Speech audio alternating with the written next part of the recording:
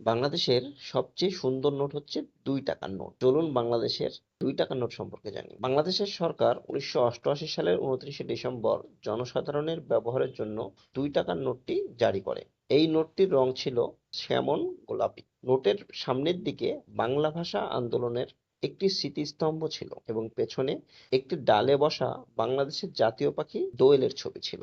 পরে ৯ আগস্ট ২০১১ সালে নোটটি আবার বাজারে ছাড়া হয় এবং এই সময় এটির রং ছিল কমলা সবুজ। এই সময় নোটটির সামনের দিকে ছিল শেখ মুজিবুর রহমানের ছবি আর পেছনে ছিল কেন্দ্রীয় শহীদ মিনারের ছবি। ২০১৫ সালে ২ টাকার নোট বাতিল করার সিদ্ধান্ত নেওয়া হয়েছিল।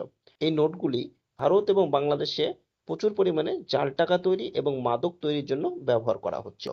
সে কারণে ২০১৫ সালে এটিকে বাতিল করার সিদ্ধান্ত নেওয়া হয়।